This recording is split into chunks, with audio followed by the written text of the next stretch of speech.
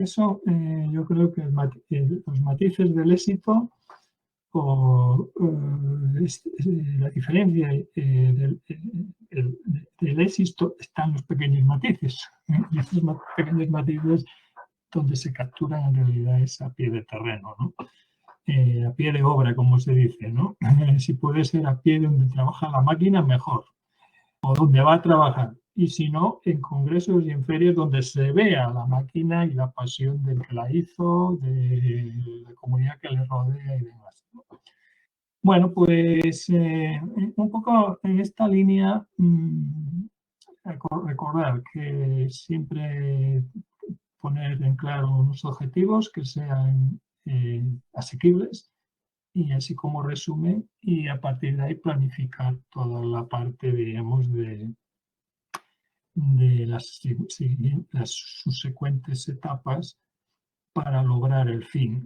El objetivo es un todo, pero tenemos que ese todo subdividirlo. Esto es importante, es un tema que hacemos los programadores, inconscientemente hacemos todos en el día a día, que nos levantamos con un objetivo para el día, pero luego lo vamos subdividiendo en subtareas, ¿de acuerdo? Y a cada subtarea le damos un tiempo, le damos unas pautas, y es aquello de dividir y vencerás, ¿no? Es decir, hay que saber dividir también, hacer nuestros los pequeños problemas, hacerlos también, pues que sean humanos, porque a veces pecamos de ambiciosos y eso es un fracaso, porque bueno, el tiempo pasa, nos desmoralizamos, en fin, hay que ser un poco en esa línea ecuánime. Bien, pues ya, entonces, bueno, nada, está empezando la grabación. Vale, ya está. Entonces, en esta segunda pauta, diríamos, de tecnologías más avanzadas, hay un capítulo que es el último que lo he desarrollado para esta convocatoria, también es cierto. Lo he desarrollado más en esta quinta convocatoria del curso porque había quedado muy escaso, había quedado un poco en esto y unas pequeñas descripciones. Entonces, en esta convocatoria inauguráis un capítulo, el tema 15, profundizando mucho más en este tema, que comprende todo lo anterior, ¿no? Es decir, y también comprende un poco el ciclo de diseño. Es decir, en este dibujo a mí me gusta mucho porque vamos desde la idea, vamos desde la toma de datos, la captura de datos, que era lo que yo comentaba antes, que era hacer el Big Data, lo que hoy llamamos Big Data, es básicamente lo que yo comentaba antes. Ir a visitar una feria, visitar un congreso, visitar donde está trabajando una máquina similar. Diríamos, la atenta mirada a nuestros objetivos, a establecer unos objetivos en base a unos datos de la realidad, ¿no? De cómo está la realidad de nuestro sector, la realidad de nuestro cliente, capturar unos datos por diferentes canales de proveedores, de clientes, como digo, de elementos de enlace de esos dos campos, que pueden ser pues empresas mantenedoras de esa máquina, en fin, instaladores de esa máquina. Debemos de buscar información con el fin de concretar nuestros objetivos y pasar a la simulación. ¿De acuerdo? La siguiente fase es, en base a esos datos que he capturado para mi prototipo o para mejora de mi producto, hacer una simulación, ¿no? Entonces, a la simulación nos llevará, hoy en día tenemos herramientas de simulación, en CAD, hay varios elementos que nos permiten, combinado con la fabricación 3D, nos permiten acortar el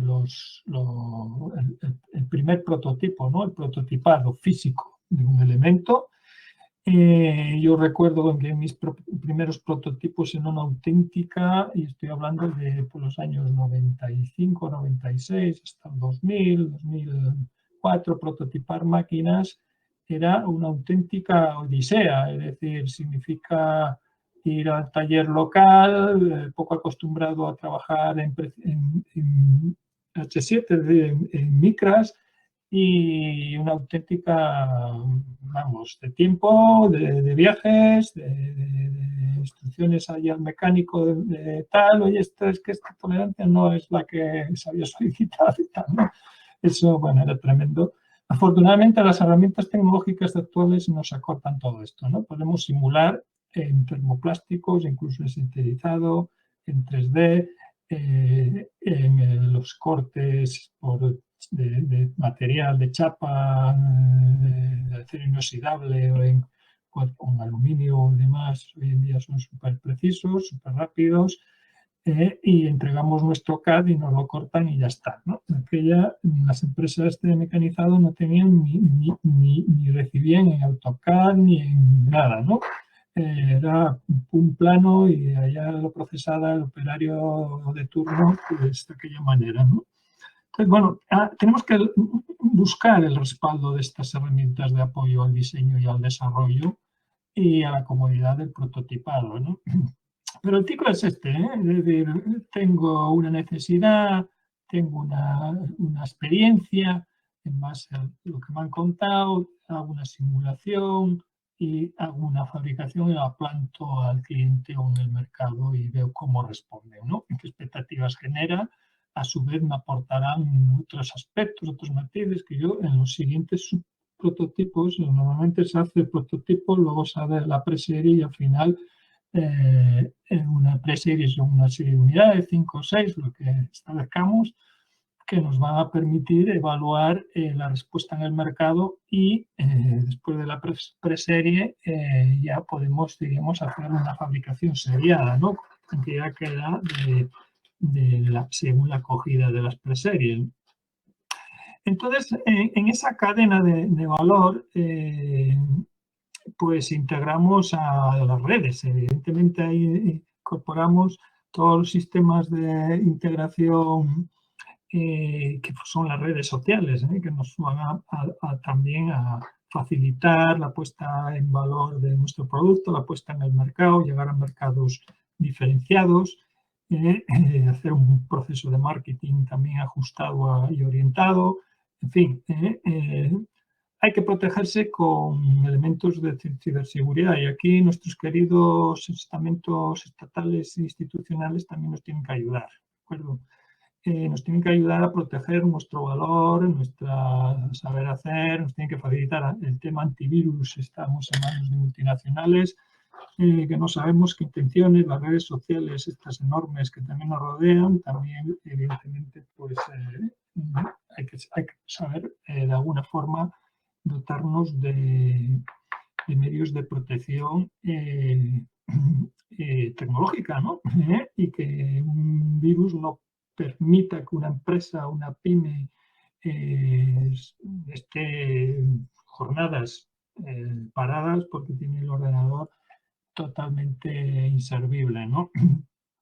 Hoy en día tenemos ahí un valor añadido a nivel social, ya no digo nacional, sino a nivel social. Un bienestar social es una agencia de protección y de seguridad que vele por este problema, ¿no? Es un problema serio, dado que cada vez vamos más a temas de comunicaciones en red, de máquinas, de personas, de ordenadores, de servidores y demás. Hay que pensar en dotarnos con esos sistemas de protección segura que garanticen asegurar la actividad empresarial, actividad personal de las personas que estamos ahí en la batalla del día a día para conseguir valor añadido y empleo, ¿no? Entonces, el siguiente tema que es, pues nada, evidentemente también tenemos herramientas que nos van a facilitar pues una realidad aumentada para un mantenimiento, para una formación, ¿de acuerdo? La realidad aumentada generalmente va a facilitar pues una formación a distancia, va a permitir hacernos un mantenimiento a distancia, un asesoramiento a distancia, el poder proyectar a un técnico local, y digo local, que a lo mejor fabricamos en España y vendemos la máquina, pues no sé, pues, en Latinoamérica, en Colombia, en Perú, en Argentina, en La Pampa. A lo mejor allí no tienen la formación exhaustiva y necesaria, pero podemos facilitarle herramientas de este tipo, ¿no? De proyección 3D, de ubicación del tornillo que tiene que tocar, cómo lo tiene que ajustar, cómo lo tiene que manipular y demás, ¿no? Todo el tema de la modernización está acelerada por la computación en la nube. Eso significa que nos llevamos el trabajo con nosotros también, para bien y para mal. Nos llevamos los problemas y hay que gestionarlo. Todo esto es decir, que nos llevamos las alarmas de la máquina, nos podemos llevar con nosotros. Eso tiene ventajas y tiene desventajas. Evidentemente, si se regula y se establecen pautas, son todo ventajas. Si se pretende colar un teléfono a una persona para que responda a telealarmas de una máquina porque tiene un Internet de las cosas, es decir, tiene un módulo inalámbrico que comunica esa alarma y se le ha pasado sin establecerlo previamente y sin gratificarlo de alguna forma o tal a una persona de mantenimiento, evidentemente vamos a tener un problema y un fracaso, ¿no? Es decir, hay que entender la computación en la nube como un trabajo en comunidad que hay que hablar de ello, ¿no? Es decir, hay que hablar de ello y hay que valorarlo. El trabajo de telemantenimiento no se puede colar por la parte trasera, hay que valorarlo y hay que hacerlo, gratificarlo y demás. Esas tareas nos facilitan mucho. La documentación en la nube nos facilita mucho todo tipo de tareas, de diseño, de documentación, de compartir catálogos y demás. Y por tanto de diseño, la aceleración de las fases de diseño, porque yo puedo hablar con cualquier profesional, lo que comentábamos antes, cualquier profesional que congenia con mis inquietudes, no es ya necesario que sea vecino de puerta o que sea vecino de polígono en el que resido, sino que puede ser en cualquier ubicación a nivel mundial, puedo compartir con él mis inquietudes, ¿de acuerdo? De desarrollo y de necesidades de requisitos técnicos y demás. Todo esto redunda en eso, en la robotización de tareas. Y evidentemente esa robotización de tareas no tiene por qué ser recelosa, en el que hay que pensar que al final la robotización va a ser algo imparable y por lo tanto no es que destruye empleos. Bueno, hay que verlo desde la forma, hay que tener un punto de vista siempre positivo. La robotización lo que genera es valor añadido. Ese valor añadido hay que saber también distribuirlo, ¿no? Es decir, distribuirlo a la cadena, a los colaboradores cercanos y también, digamos, a la sociedad. La polémica es muy sencilla, simplemente si genera valor añadido, ese valor añadido tiene que ir a las partes, ¿no? Y no quedarse siempre pues en eso, en las acciones que se envuelven los consejos de administración y demás, ¿no? Bueno, podemos estar hablando de ese tema largo y tendido y no toca, ¿no? Pero todo este tema pues se rodea evidentemente con que cada vez tenemos sensores y máquinas hablando, dialogando con los expertos de la parte marketing, de la parte, diríamos, del departamento de I+D y de la parte de ventas. ¿No? Todos ellos reciben y mantenimiento, reciben consecuentemente y a tiempo datos para actuar y poder, digamos, generar producto y riqueza, ¿no? Bueno, ese es un poco el ciclo. Realmente, bueno, aquí esta es la página Createc, pues lo que es una página, digamos, que por mi vocación es una entidad que permite, diríamos, eso, ¿no? Promover la tecnología, promover la curiosidad, la observación, la participación en crear cosas, y también crear una cultura, diríamos, de desarrollo científico-tecnológico compartido y participativo, ¿no? Bueno, hay un poco también actividades de incitación y de iniciación y de facilitación a esa cultura tecnológica y demás. Pues bueno, lo que he colgado un poco aquí, hay una serie de experiencias, pues aquí veis pues distintos prototipos en los cuales yo he estado involucrado personalmente en mi fase de desarrollo llave en mano. Y bueno, voy a resumir un poco y acabar un poco con esa faceta, diríamos, de desarrollo de producto llave en mano que para la cristalería española, pues básicamente ha sido un controlador. Vamos a pasarlo, lo voy a fijar.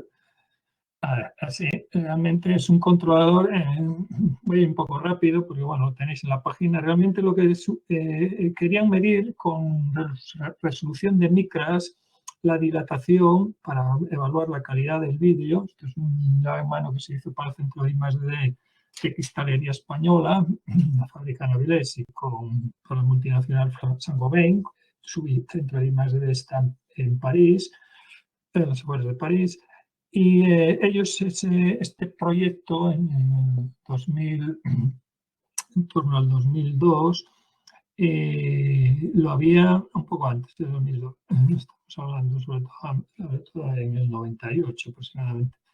En Francia lo habían hecho con una cámara de imagen. En aquella época la imagen era toda muy, muy arcaica. Hoy en día tenemos cámaras de imagen de alta resolución. Pero aquella, bueno, yo lo vi como imagen, esto muy difícil de calibrar, la iluminación, aquella es muy problemática, estamos hablando de una varilla de vidrio transparente, con lo cual yo les he dicho, miren, yo voy a presentarme ese proyecto, pero con láser. Entonces puse un emisor de láser y un receptor de láser, de tal forma que, bueno, pues sin problemas. Leíamos micras, la calibración es rapidísima y esto que veis aquí es el horno. Colgamos la varilla de 0,8 de espesor, de diámetro, se colgaba de aquí y el horno lo calentaba esa varilla con este controlador de Euroter a una rampa de 5 grados por minuto, ¿no? Entonces, esa rampa se trataba de capturar la dilatación de la varilla como consecuencia del calor y ese dato lo leíamos aquí como una señal analógica que proyectábamos al ordenador donde estaba el programa informático de identificación del ensayo, de identificación de la partida de vidrio fabricada y de documentación, ¿no? Es un proyecto que tuvo muchísimo éxito y de aquí de Asturias, pues ha sido un poco, la fábrica de aquí de Asturias, en Avilés, ha sido un poco, a Francia le ha encantado, ¿no? Este también ha sido otro proyecto similar al anterior, lo que pasa que en este se colgaba, fijaros un poco la diferencia, el controlador es el mismo, por eso a veces el abordaje de proyectos de modernización y de automatización se puede acometer por distintos campos de vista, depende un poco de la naturaleza del proyecto. En el caso anterior teníamos una varilla que colgaba libre, muy fastidiada de medir, por lo tanto sin contacto con ningún elemento, y sin embargo aquí se cuelga 1 kilo de peso. Y dices, 1 kilo de peso. Bueno, pues en el momento que le cuelgo algo a esa varilla, sobre eso ya puedo poner un medidor de longitud como el que visteis en el curso, un transformador diferencial, con lo cual nos vamos a un proyecto mucho más económico, también robusto, porque un transformador, una LVDT, como lo que aparece en el curso de medida de no deja de ser un núcleo que se mueve en un bobinado y por lo tanto es un elemento de captura también de desplazamiento, de microdesplazamientos de alta precisión, ¿no? Y sin contacto. Todos aquellos sensores que podáis colocar sin contacto en cualquier prototipo, pues evidentemente os vais a evitar mantenimientos, ¿no? Es decir, que los sensores sin contacto nos garantizan menos mantenimiento, es decir, más envejecimiento, que estudiar siempre el caso, porque puede haber polvo, que estudiar si hay polvo en ese lugar de trabajo y demás. En este caso, como son laboratorios, pues bueno, no hay problema. Y hemos resuelto una faceta similar a la anterior, pero con otro sensor mucho más económico, ¿de acuerdo? Igual de robusto, igual fácil de calibrar y de ajustar a cero, ¿no?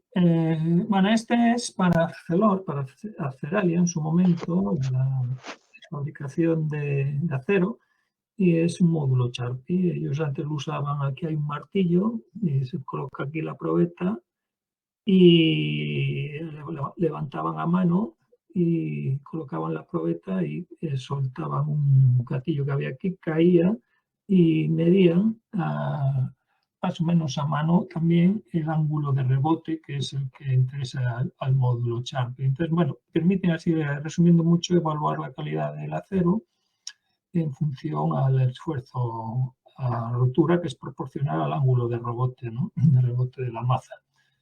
Nos propusieron modernizar este tema para ser más precisos y demás, y bueno, pues hemos hecho toda la pared, el armario de control, hemos puesto aquí un electroimán de bloqueo para evitar abrir la puerta cuando la maza está arriba, hemos puesto por aquí por detrás un motor con un embrague, un electroimán de alta precisión, que requería una mecanización muy precisa, lógicamente, para que funcione bien el tambor, el embrague.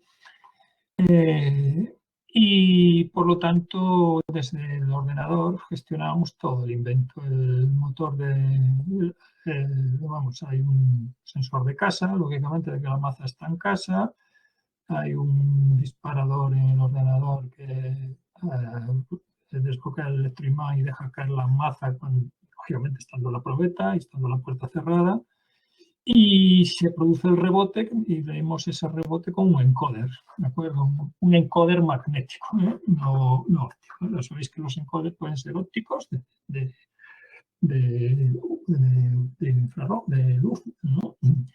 Y o bien magnético. Yo para maquinaria siempre aconsejo el magnético porque admite vibraciones, la sociedad no le afecta, es decir, los magnéticos son más caros, pero merece la pena porque son eternos. Y lógicamente, pues aquí se documenta también todo el proyecto, toda la identificación de partidas de acero, en fin, con un horno.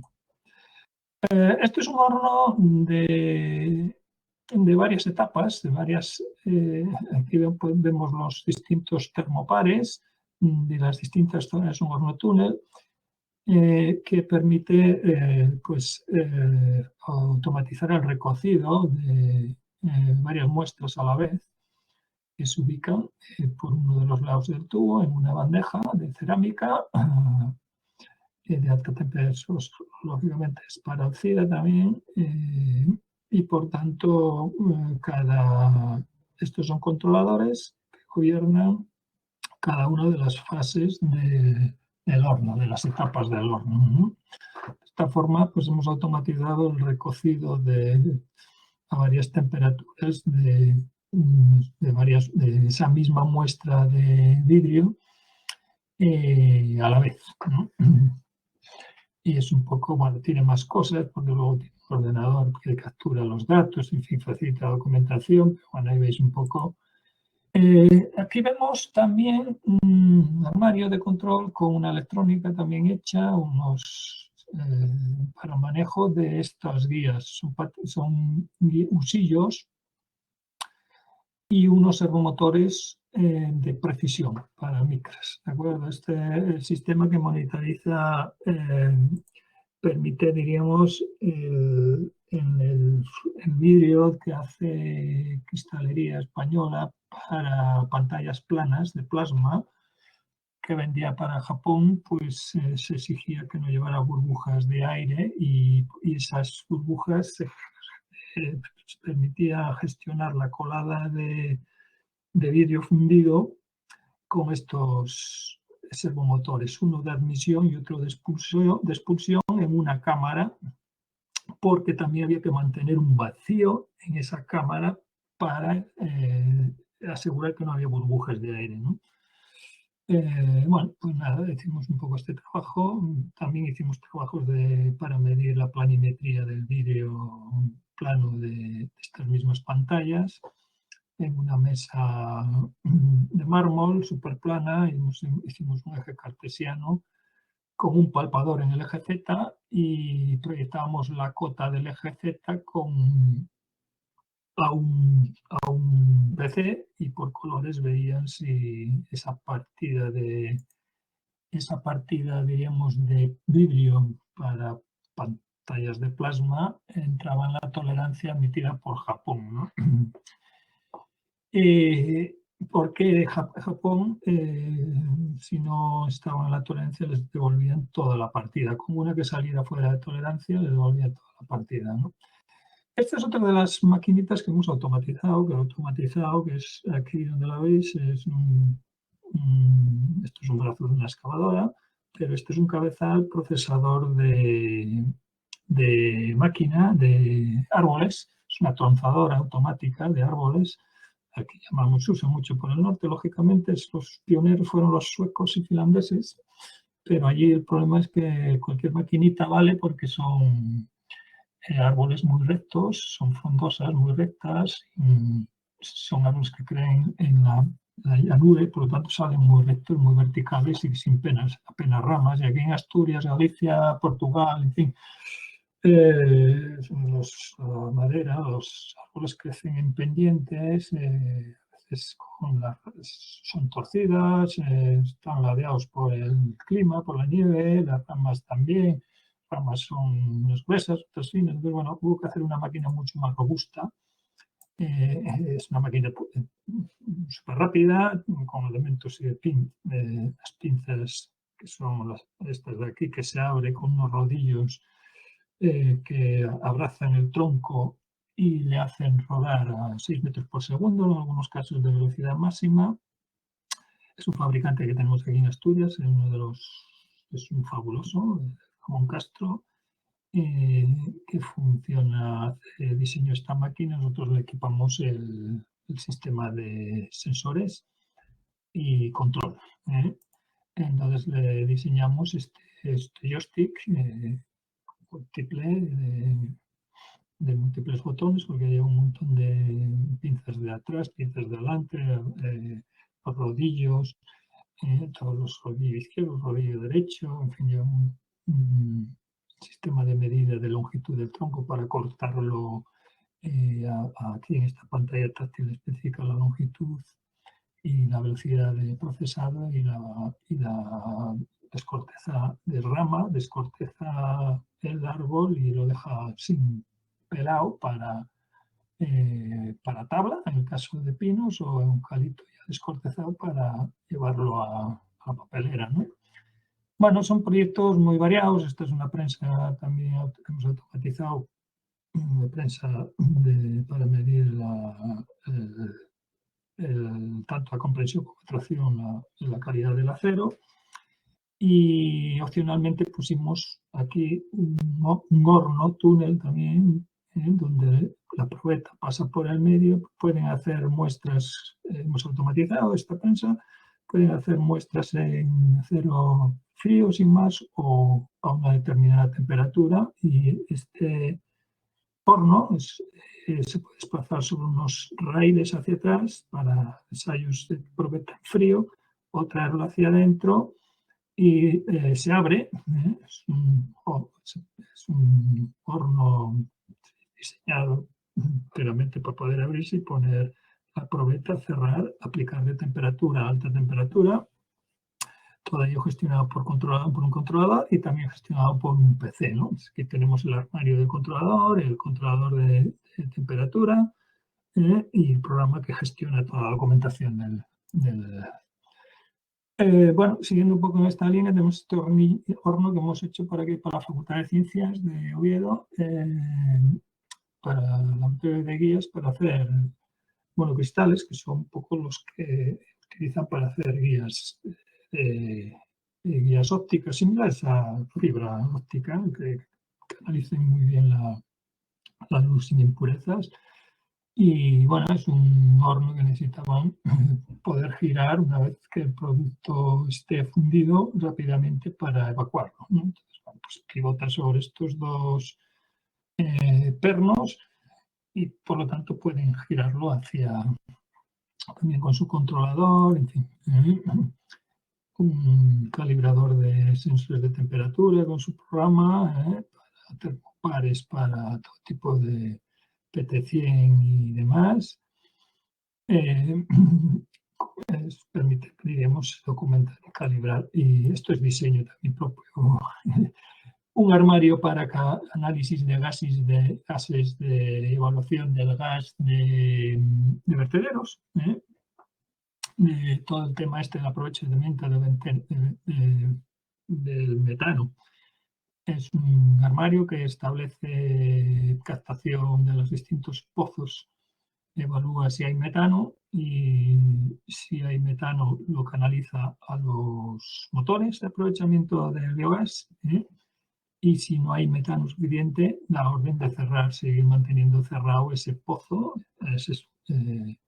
para hasta el futuro, hasta que haya riqueza de metano suficiente. Aquí son analizadores que evalúan el metano y el sulfur hídrico y el oxígeno.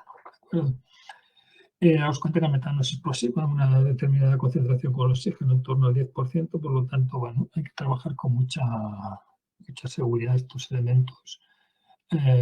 Aquí hay una etapa de frío, que también los análisis requerían una temperatura de análisis del gas de frío, una temperatura de referencia, por lo tanto hay un serpentín de enfriado previo al análisis. Hay un control del flujo y hay un filtro también para evitar que las impurezas lleguen a los analizadores, que son costosísimos. Y en esta época, toda esta valvulería es la valvulería pues, electroneumática para muestreo de distintos pozos. Que un aspecto de la admisión y de la expulsión, de las presiones de las tuberías de admisión en la que se está muestreando y la de expulsión, y un poco el armario está tumbada, pero debemos de contemplarla en vertical. Es una foto que está apaisada. La chimenea de quemado en caso de querer quemar determinadas gases ya residuales de un determinado pozo que está agotado. Y hemos hecho automatizaciones también muy diversas, como de depuradoras, sincronizado de motores en depuradoras, hemos hecho auditorías de depuradoras, trabajado en medio ambiente también, en energías renovables ya muy tempranas, incluso con instalaciones de pistas de eólicas y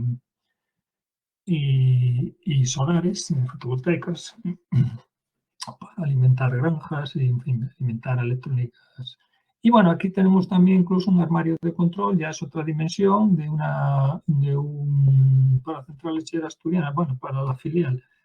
Es un armario de control de una planta de copos, los famosos copos de maíz que vemos en los cereales. En este caso nosotros lo hemos hecho para ganado, para una planta de ASA. ASA es la filial agraria de la Central Lechera Asturiana. ASA es Asturiana de Servicios Agrarios. Pues fueron pioneros en hacer copos, es decir, aplastar el maíz con vapor mediante unos rodillos para hacerlos más nutritivos, más digestibles al ganado. Se ha comprobado que era mucho más, en términos alimenticios, mucho más provechoso para el ganado, en vez del grano, dárselo ya con vapor, digamos, en forma de copos. Usábamos una pantalla táctil con el sinóptico de toda la planta, que aquí no se aprecia, y los armarios correspondientes de gestión de motores y de vapor. Bueno, pues esto es un poco así, proyectos muy variopintos donde, bueno, pretendo un poco, diríamos, también facilitaros en esos distintos aspectos que hay que tener en cuenta: vapor, una planta industrial de cereal con mucho polvo, mucho residuo que se acaba metiendo en distintas partes de los sensores. Hay que valorar esos sensores y acondicionarlos para esos ambientes. Cambios térmicos muy variados. Bueno, como sabéis, ahora mismo estamos en la tele. Yo trabajo en electromedicina. Electromedicina es un mundo. Vamos a volver a cargar esto porque no cargo. Ahora. Electromedicina es un mundo, la verdad, pues con mucha tecnología, muchas comunicaciones. En fin, hay una fase importante de teleasistencia, telemedicina, la situación esta de pandemia. Es verdad que la tecnología está ahí, no se estaba aprovechando. Es decir, toda la tecnología de telealarma. Nosotros hemos hecho todo el tema de telealarmas ya en el año 2004.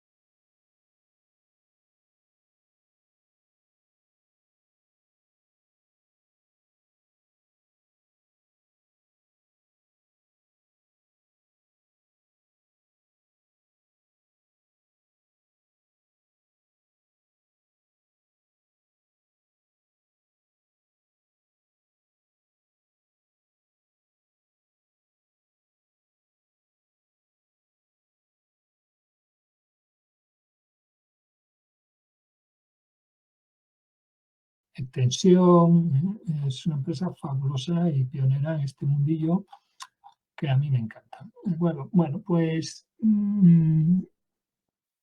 vamos a retornar y vamos a retornar y vamos a ir cerrando el capítulo. Vamos a ver que vamos aquí.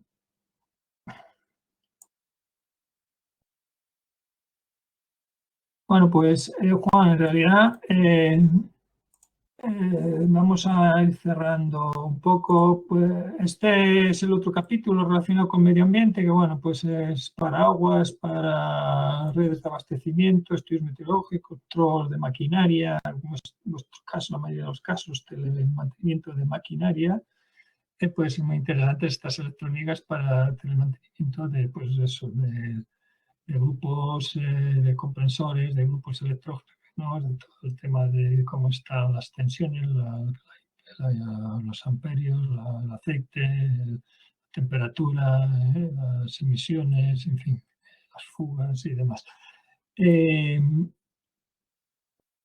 Vale, pues cerramos el tema. Y nada, vamos a Juan, pues nada, este gran recorrido que al final se ha alargado es una faceta, digamos, de algunas de las distintas formas de atacar a un posible modernización o plan técnico y demás, ¿no? Voy a